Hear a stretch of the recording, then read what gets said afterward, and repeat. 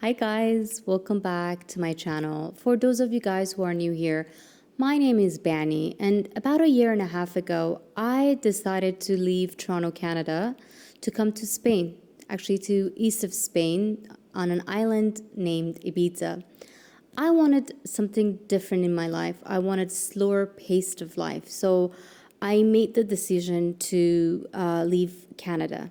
And since I moved, I've been getting a lot of DM on Instagram or on YouTube asking me how I made the decision to move and what would I do differently, and a lot of questions regarding moving. So I wanted to make a video and let you guys know if I wanted to move in 2025, what would I do?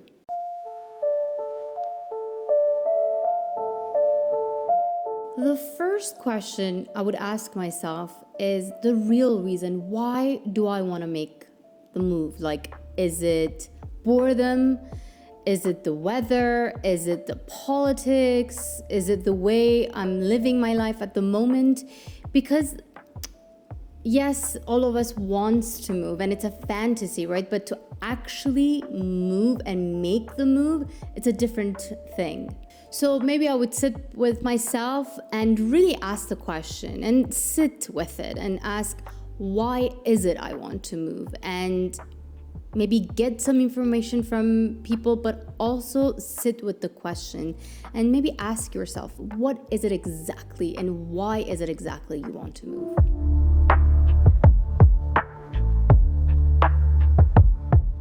My second question would be, which part of the world am I interested in?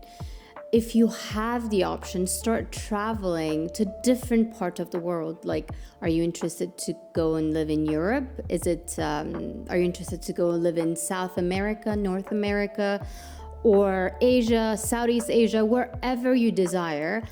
I would go and test out few different countries that I'm really interested. For me, for example, I was interested to live in Europe because it was much easier for me to travel to all around the world. So I wanted to be in Europe.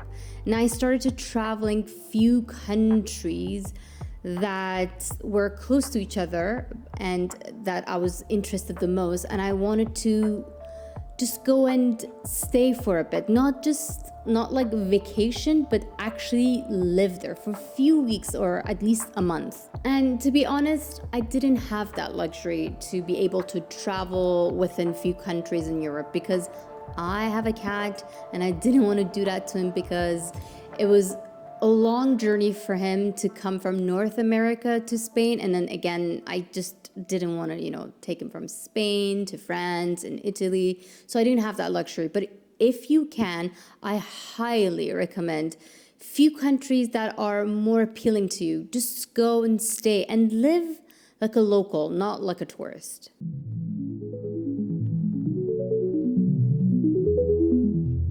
My third question would be, okay, I narrowed down the country that I'm the most interested in. I would go and discover the whole country. Again, I didn't have that luxury, but I highly, highly recommend if you want to move in 2025 to do that. Because to be honest, each country, each cities, and each part of that country is so different. Do you want to be in a city? Do you want to be in urban area, or you want to be in village or in nature? So you have to discover which part of the country you are most interested in. For example, Spain, each area and region of Spain is very different. North is very different than where I am, which is east of Spain on an island, and Madrid is very different than Barcelona. So you have to go and discover which part of the country speaks to you the most.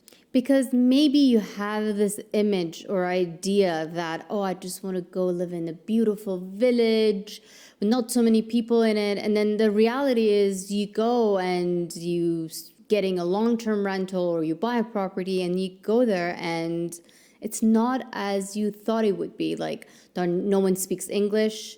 For you, it's more difficult to communicate with people. You don't have your community.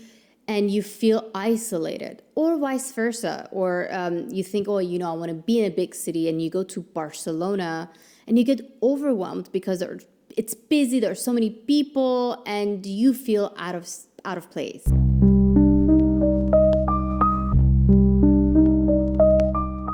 The fourth question would be community.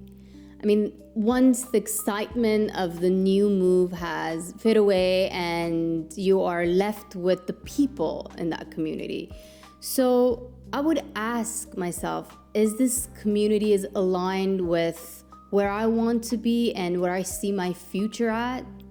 Community doesn't need to be big. It can be small, it can be few people, but few people who are sharing the same vision as you. For us, community was so important for us because we had such a big community here in Ibiza that they were expats you could rely on, you could learn a lot from them. So you guys were sharing the same experience. So that for me was such a big and important one.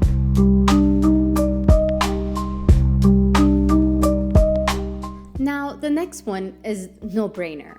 Rent versus owning. I would highly, highly recommend when you move to a new place, start with renting because you don't know. Maybe you will change your mind the next 6 months or a year.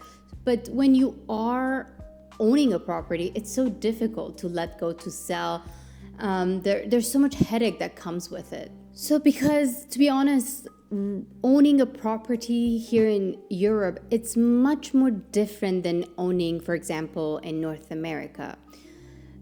You can sell your property back in North America much quicker than here in Europe. So you have to always think before buying. So renting will give you a lot of freedom to be able to move around. If you're not happy with where you are now, you can just, decide to move to another place. But with owning, everything gets more complicated.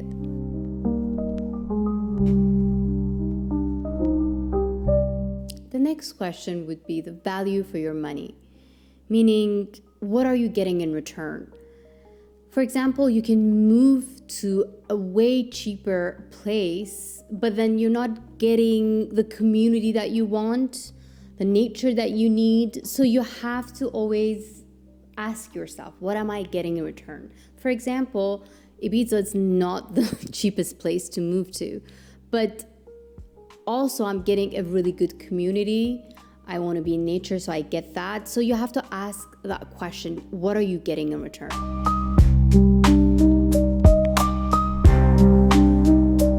So make sure you do your due diligence. Make sure before you are moving, you're getting all the information regarding healthcare, car insurance, all of that stuff, because those are really important when you move. And if you have kids, find out about schools, the quality of schools, the safety. These are very important questions that you guys have to ask yourself before you make the move.